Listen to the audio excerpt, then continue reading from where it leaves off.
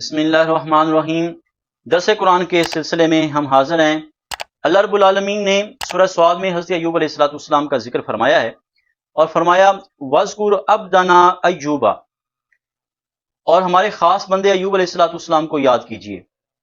اذ نادى ربہ، جب اس نے اپنے رب کو پکارا، انی مسنی الشیطان،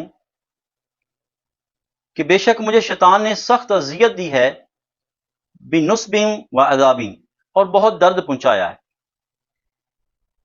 اب اللہ رب العالمین نے اپنے پیارے ایوب علیہ السلام کا ذکر کیا ہے۔ ایوب علیہ السلام جو تھے وہ بڑے مالدار تھے، ان کے پاس لہلہاتے کھیت تھے، ان کے پاس جانور تھے، مال تھا، اور ان کو اللہ نے کثرت اولاد بھی عطا فرمائی تھی۔ پھر آزمائش ایسی آئی کہ آپ کی اولاد بھی جاتی رہی، مال بھی جاتا رہا، اور آپ کے لہلہاتے کھیت بھی آپ سے جاتے رہے، یہاں تک کہ آپ بیمار پڑ گئے، اور ایسے بیمار ہوئے کہ آپ کا جسم جو تھا وہ کیڑوں نے کھانا شروع کر دیا، اور ایسے بیمار ہوئے کہ لوگ جو ہیں آپ سے گھن کھانے لگے، اور آپ کو کوڑے کرکٹ والی جگہ پہ ڈال دیا گیا، سوائے 2 لوگوں کے آپ کو سب نے چھوڑ دیا۔ یہ اسرائیلی روایات ہیں، لیکن ہمارا کہنا یہ ہے کہ اللہ اپنے نبی کو ایسی بیماری میں مبتلا نہیں کرتا جس سے لوگ نفرت کھائیں۔ ایوب علیہ السلام پہ آزمائش آئی ہے، اولاد کے لحاظ سے، مال کے لحاظ سے، بیماری کے لحاظ سے، لیکن اللہ نے آپ کو ایسی بیماری میں مبتلا نہیں کیا جیسا کہ اسرائیلی علماء نے لکھا ہے اور بیان کیا ہے، کیونکہ انبیاء جو ہے ایسی بیماری سے جو ہے پاک ہوتے ہیں، ایسی بیماری میں اللہ ان کو مبتلا نہیں کرتا جس بیماری کی وجہ سے لوگ ان سے دور ہو جائیں، نفرت کھانا شروع کر دیں، بلکہ اللہ رب العالمین تو نبی کو ایسی خاصیتیں عطا فرماتا ہے کہ لوگ ان کے ارد گرد جمع ہونے شروع ہو جاتے ہیں، لوگ تو ان کی طرف مائل ہونا شروع ہوتے ہیں۔ تو اللہ رب العالمین نے آپ کو بڑی آزمائش سے گزارا ہے۔ اسرائیلی روایات میں یہ بھی ہے کہ آپ کے جسم کو کیڑوں نے کھانا شروع کر دیا، اور سوائے پسلیوں اور رگوں کے کیڑوں نے سارا جسم کھا لیا، اور پھر ایک وقت ایسا آیا کہ کیڑوں نے ایک دوسرے کو کھانا شروع کر دیا، اور 2 کیڑے باقی رہ گئے، ان میں سے ایک نے دوسرے کو کھا لیا، اور جو ایک رہ گیا تھا وہ ایوب علیہ السلام کے دل کی طرف بڑھا کہ اس میں سراغ کروں۔ اللہ رب العالمین کی بارگاہ میں ایوب علیہ السلام نے دعا فرمائی۔ تو یہ ساری اسرائیلی روایات، لیکن بات وہی ہے کہ اللہ تعالیٰ انبیاء کو ایسی بیماری نہیں دیتا جس سے لوگ ان سے گھن کھانا شروع کر دیں۔ حضرت انس بن مالک رضی اللہ عنہ ارشاد فرماتے ہیں کہ اللہ تعالیٰ نے ایوب علیہ السلام کو 18 سال اس آزمائش میں رکھا ہے۔ 18 سال آپ اس آزمائش میں رہے، لیکن آپ نے اللہ کی بارگاہ میں کبھی شکوہ نہیں کیا۔ ہمیں اس سے ایک درس ملتا ہے کہ جو بھی آزمائش آ جائے، جتنی آزمائش آ جائے، کیونکہ حضور علیہ السلام کا فرمان ہے کہ اللہ اپنے بندوں کو آزماتا ہے۔ سب سے بڑی آزمائش انبیاء کی ہوتی ہے، اس کے بعد صالحین کی ہے، پھر جو بندہ دین میں جتنا مضبوط ہوتا ہے، جتنا اس کا درجہ ہوتا ہے، اللہ تعالیٰ اس کو ویسے ہی آزماتا ہے۔ تو لہذا آزمائشیں بندے پہ آتی رہتی، جب بھی کوئی پریشانی آئے، کوئی بیماری آ جائے، تو بندے کو اللہ کی بارگاہ میں شکوہ نہیں کرنا چاہیے بلکہ صبر کرنا چاہیے۔ یہاں پہ ایوب علیہ السلام نے کیا کیا ہے؟ صبر کیا ہے۔ اور کل قیامت کا دن ہوگا، اللہ رب العالمین ایوب علیہ السلام کو تمام صابروں کا سردار بنائے گا، یہ اللہ تعالیٰ آپ کو مقام عطا فرمائے گا۔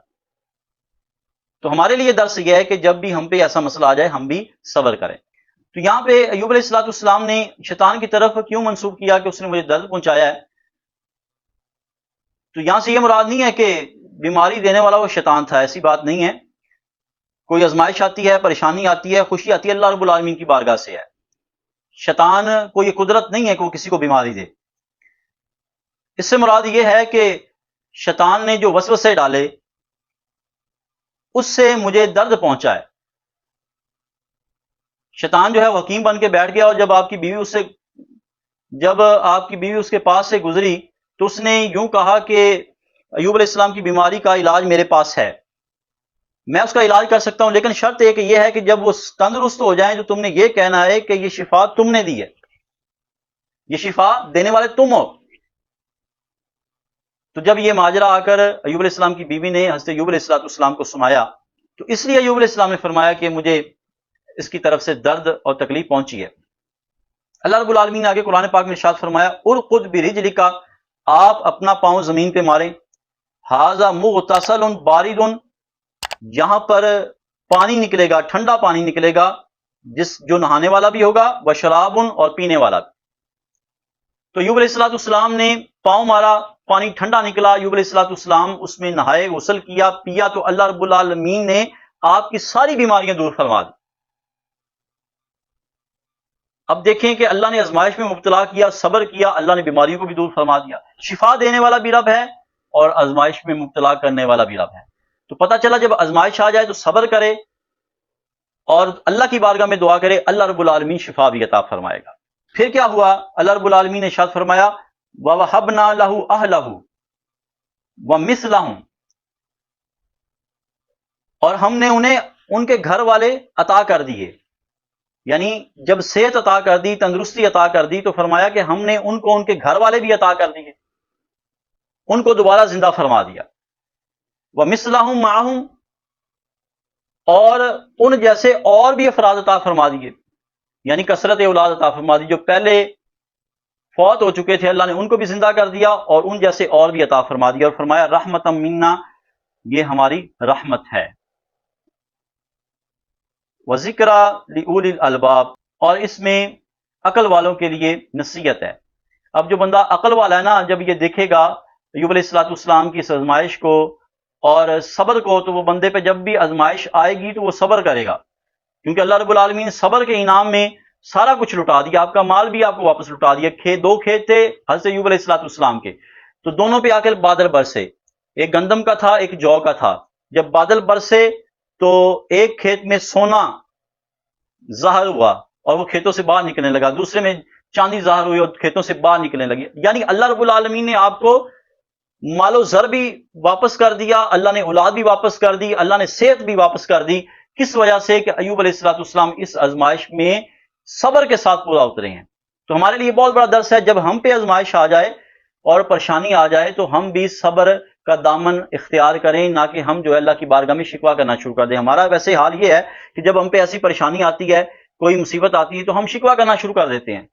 شکوہ کیسے کرتے ہیں کہ یا اللہ ہمارے ساتھ ہی ایسا ہونا تھا، ہم پہ ہی مصیبتیں آنی تھی، اے اللہ تو نے ہمارے ساتھ کیا کر دیا۔ اگر ہم انبیاء کی زندگی کو اٹھا کر کے دیکھیں تو ہمیں معلوم ہوتا ہے کہ جب بھی ان پہ پریشانی آئی، مصیبت آئی، بیماری آئی، تو انہوں نے صبر کیا ہے، اللہ رب العالمین نے انعام کے طور پر نعمتوں کو واپس لوٹا دیا ہے۔ اگر آج ہم بھی صبر کریں تو اللہ تعالی ہمیں نعمتوں کو واپس بھی لوٹائے گا، ہماری نعمتوں میں اضافہ بھی فرما دے گا، اور اللہ رب العالمین قیامت کے دن صبر کرنے پہ ہمیں جنت میں انعام بھی عطا فرمائے گا۔ تو آج کے اس درس سے ہمیں معلوم ہوا کہ انبیاء علیہ السلام کی جو زندگی ہے ہمارے لیے بہترین نمونہ ہے، کہ ہم چاہے مشکل وقت میں ہوں یا آسانی کے وقت میں ہوں یا خوشحالی کے وقت میں ہوں، جیسے ہم خوشحالی کے وقت میں اللہ کا شکر ادا کرتے ہیں، اگر پریشانی آ جائے تو پھر صبر کرنا چاہیے۔ صبر کریں گے تو اللہ رب العالمین ہمارے لیے آسانیاں پیدا فرمائے گا۔